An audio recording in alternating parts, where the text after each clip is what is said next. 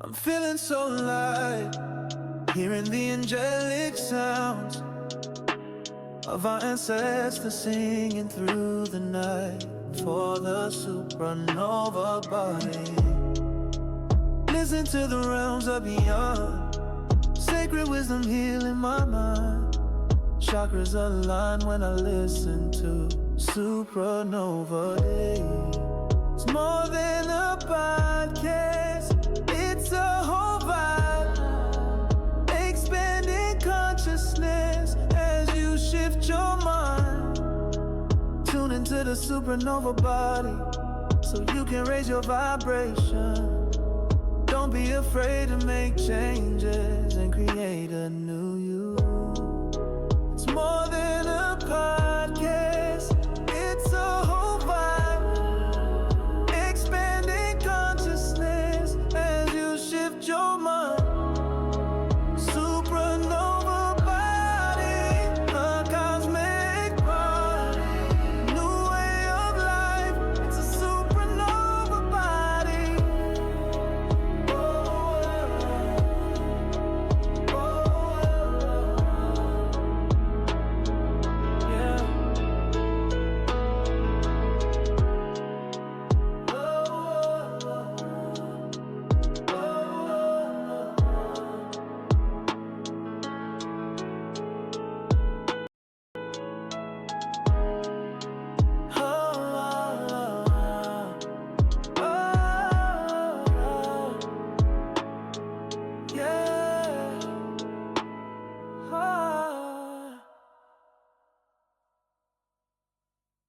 Hello, thank you for tuning in to episode 2 of season 2 of SupraNova Body Podcast. I am your host, Simone Michelle, and today we're continuing our conversation on codependency because I missed some stuff and I want to hit it today. So here we go. So just to give you a brief recap, I don't need to do that because you could just really go listen to the other podcast, but I will tell you what codependency is briefly. Codependency is when there is an imbalanced power dynamic where one person has adopted the savior complex and one person has adopted the victim complex. And they need each other in order to function in their cycle. And it can be very toxic and it can be deeply rooted in a lot of stuff. But essentially, it's an improper power dynamic. There's an improper power balance happening there, and it can lead to all kinds of things. Really unhealthy, toxic relationship dynamics that can lead to a lot of hurt and pain for both people. I think the main thing I want to iterate is that both people are suffering in this relationship. There isn't one person that suffers more or less. There may be a sense of someone walking away with more or someone walking away with less, but both people in the course of the relationship are losing something. Okay, so we went over some signs that you might be in a toxic relationship, but I just want to touch on a couple more that I missed. Okay, all right, so there is a lack of genuine, honest communication. This is so important. Okay, when I look at failed relationships that I have had, oh my gosh, our ability to communicate is the crux of whether our relationship was going to be a couple weeks or a lifetime. And none of them made it to the lifetime, okay? And that is mainly because of communication. It is vital and it is important. I will throw in a caveat: if you are neurodivergent, if you have a spicy brain, specifically autistic, honesty may be really important to you, and you may not understand why people lie, or how to. So that may be really important. And so you may communicate in a very harsh, direct way, or you may communicate in a way where you're just very honest, and people may not appreciate that. But anyway, you have to be able to communicate with someone that can communicate with you and have open, honest communication. If your partner cannot tell you the truth, if they lie and hide everything, if you are afraid to tell your partner the truth, if you lie and hide everything, chances are you're trying to protect your relationship. You're trying to protect that person, and you're trying to avoid there being a negative reaction. That can also stem from fear of abandonment, being afraid that someone is going to leave you if you're honest and show who you really are. You also could need approval from your partner, okay? You really want them to appreciate you. You want them to accept you. You want them to see you as this perfect person. You want them to not see anything that would make them want to run for the hills, but we can't control this, we can't control how someone sees you. You can only show up as your best self, right? And be your honest, authentic self. Because at the end of the day, everything that is not you is going to melt away, okay? When I go to sleep, all of this makeup comes off my face, all right? But at the end of the day, it is what it is. That's the end of the day. That's my most authentic self, right? Not everybody gets to see us in our most vulnerable state, but our partners should be, if anyone, the person to see that and experience our self without the makeup, without the masks, without the superficial personalities. Okay. So I also touched on self-care and our ability to do it, but in toxic relationships like codependency, the other partner may view self-care as selfishness, and anything that looks like boundary setting as being someone that's alienating the relationship, or someone that is not committed to the relationship, or someone that is not willing to do what it takes to stay in the relationship. Someone that is overly jealous if you go to the gym, or if you go out, you start doing things, or you change your habits, or you start wearing cologne or perfume, and your partner's like, what are you doing? All of these things are to build you up and make you feel good, and they are like, no, you can't do that. Why? These are healthy things for me to just feel moderately good about myself. Or these are things that are just so your partner can feel confident, right? That's essentially what attracted you to them and them to you. These are things that have to remain in place. But in codependent relationships, self-care can be viewed as selfish and not acceptable in the relationship. All right. And again, the safer complex, because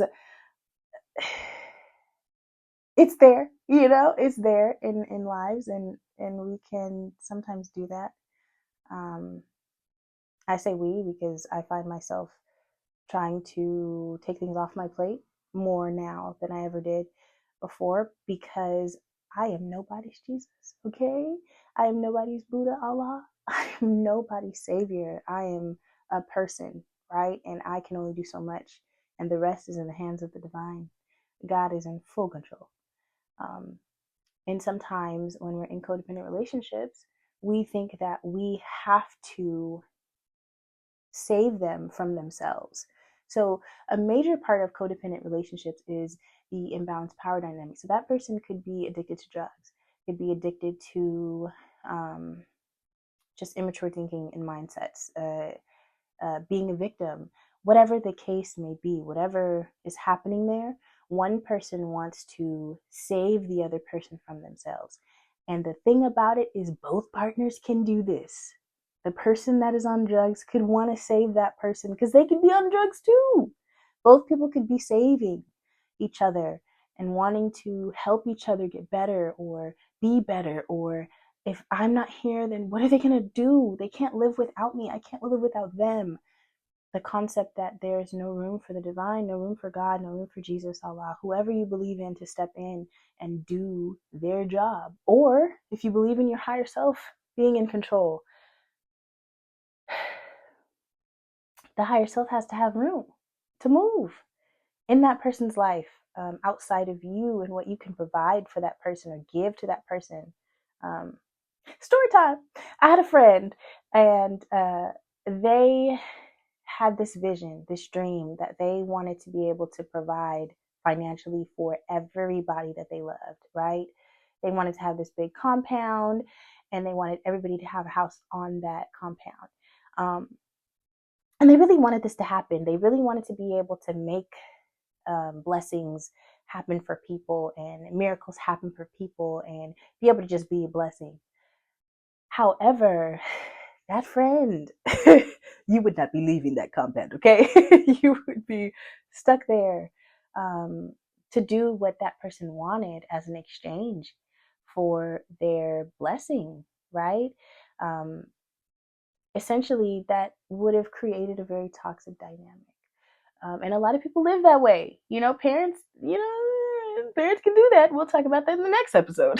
But, people can do that for many reasons. But just things to be aware of. So also having trouble saying no is a big, big thing.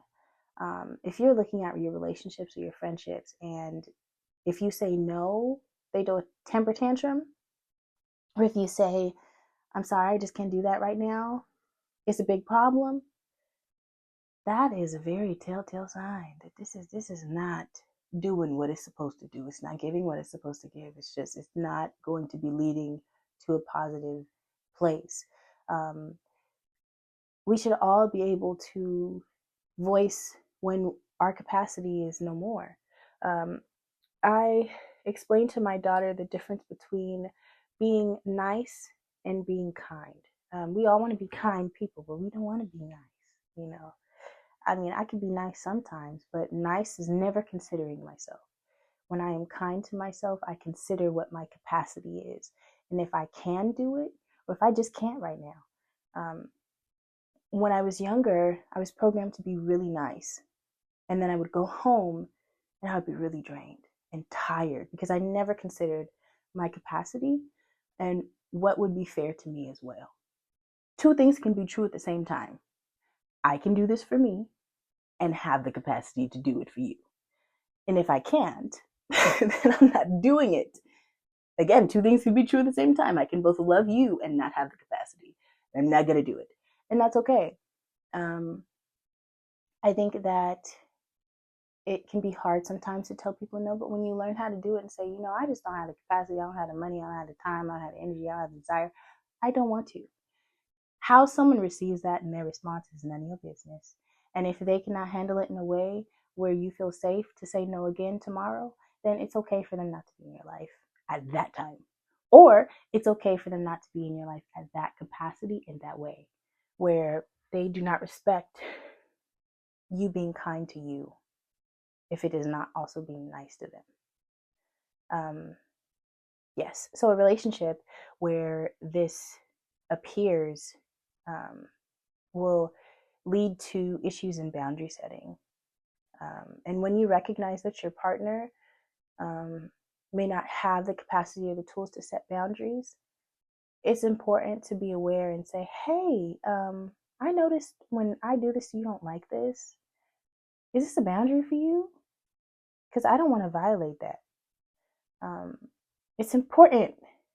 If you may be a little more emotionally mature than your partner, or understand boundaries or psychology or therapy or whatever, spiritual awareness, that you don't use that as a way to manipulate that person so that you're the only person with boundaries and you're stepping all over theirs, even though you're aware that they exist.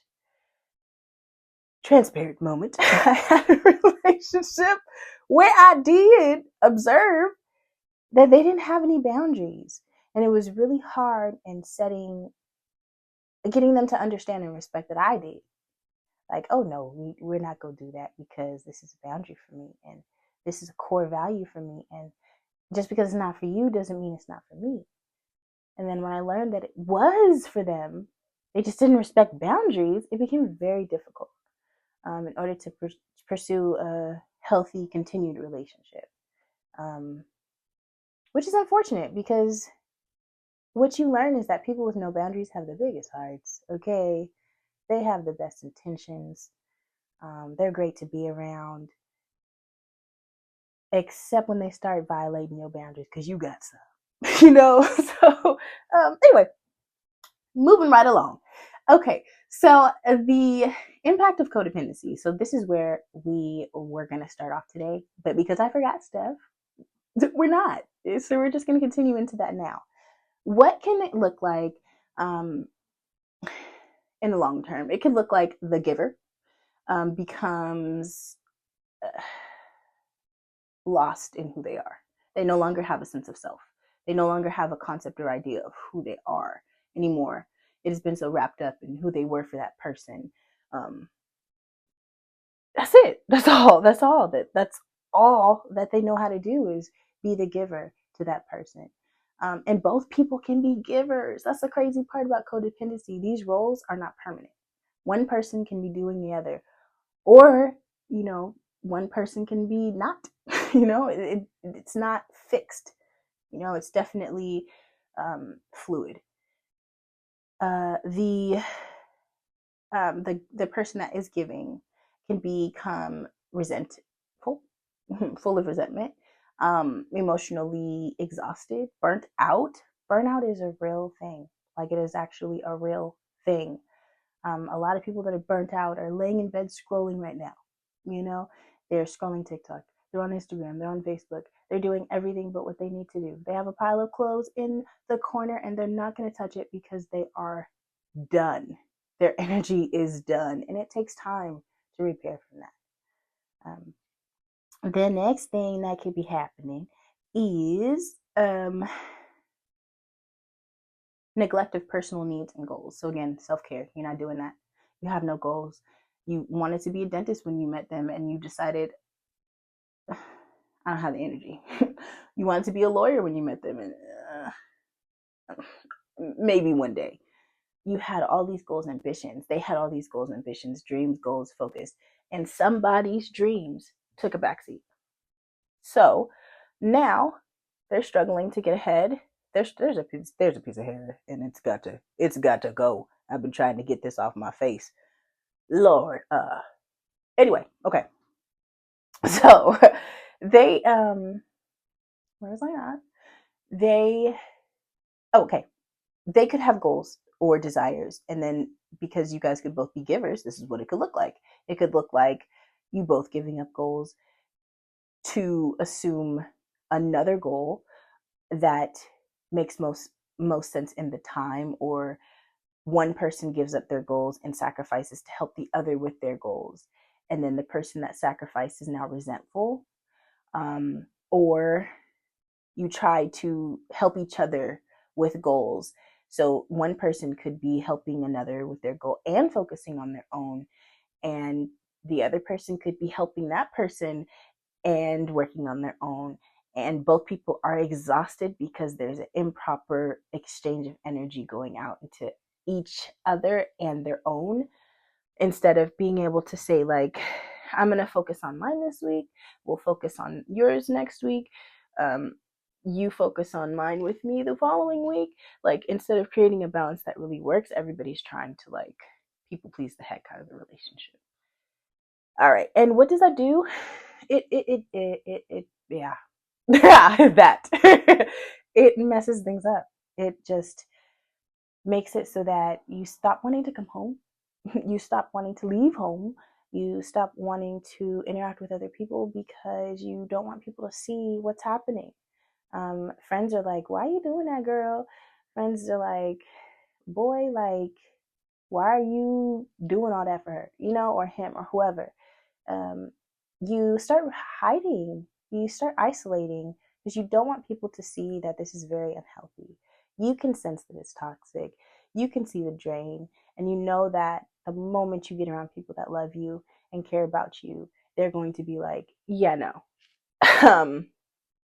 No, like, this is not working the way that it is. Yeah. Okay, so the taker in the situation can also be hindered. Their mental growth, their maturity, their sense of independence, their ability to explore and understand themselves better all becomes hindered. They no longer can identify who they are and what their own goals are or what they should be doing. They don't have that independence to go forward and figure stuff out. If they are dependent upon drugs, they don't have the desire to quit because everything is handed to them. They have someone that's paying for their fix. They have someone that is providing and making excuses and coddling them. They don't have the ability to stand forward on their own and say, this is what I'm going to do for my life.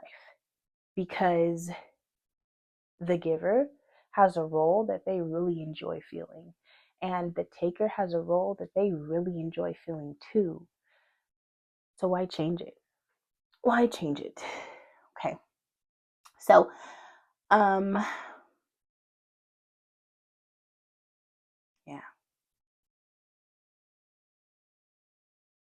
As I'm talking, I just see, I can see my own relationships, and I can see how even as a parent, I have done some of these things and how it has not helped my kids. And I can see now, since I've transitioned out of codependency, to appreciate independence in a way that is healthy as well. I could see the growth and I could see the change, and I could see how there's confidence in making decisions and things. An example would be my daughter she has her own business, and I was encouraging her to make a commercial. And in the commercial, I had no input. I just didn't make a commercial. She asked me all these questions about what it should be and what this is and what that is. And I said, I don't know. You have a wonderful brain and use it. Now, when I tell you, this little girl came up with an amazing commercial all by herself, with her own research, with her own ideas, her own concepts, her own screen board. Like, everything is her brain and her idea. And I remember a time where I would have done everything for her and been like, this is what you're going to do. This is how you're going to do it. Do it. And what would that have done for her? What would that have done for her self-esteem, her confidence in herself? Nothing. It would have done nothing at all, but it would have been easy for me. It would have been easy for me to do that, but she would have learned nothing. And in relationships, I have been that person. Oh, you don't know how to fill out the application? I'll do it for you. Oh, you don't know how to do your resume? I'll do it for you. You don't know how to do, and then I'm stuck 7 years later still doing it for you. And that you haven't learned anything from me. I haven't learned anything from you. I haven't learned how to teach. You haven't learned how to receive. You haven't learned how to teach me, and I haven't learned how to receive from you. Yes, I digress. Okay, so codependency is something that I think in today's society we confuse for narcissistic relationships, and we miss that in codependent relationships we both have a role and we both have areas to improve. And if we believe that the other person is a narcissist, we free ourselves from having to change anything. They're the problem, they're the issue, and it was all them, and they manipulated me and confused me into this, and that was what it was. When in reality, that's not the case. In most relationships that appear to be narcissistic, there are two people that are playing their position because it served them in some way. It fed their ego in some way. And if we're honest, really honest with ourselves, which is hard to do because who wants to be wrong? We'll realize or recognize that we all have a role, and sometimes we're playing both sides of the fence. And if we can address it in a healthy way, we can save relationships that were doomed.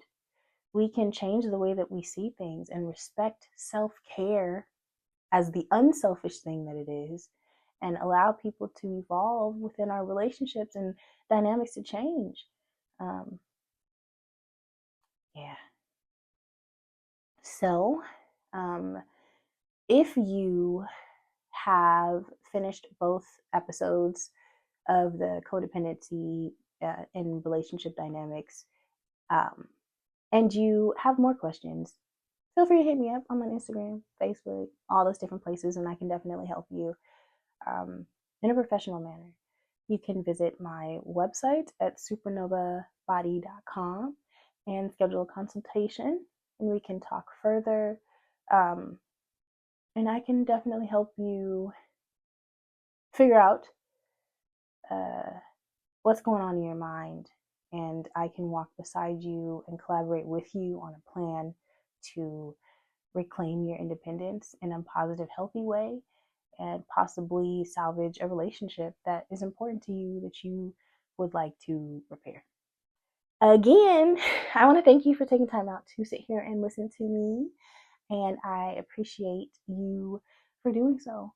I hope that you continue to have a wonderful, amazing day or night or weekend or whatever you do. I don't know where you're at when you hear this, but yes, much love, and have a wonderful day or night or whatever. You know what I'm saying.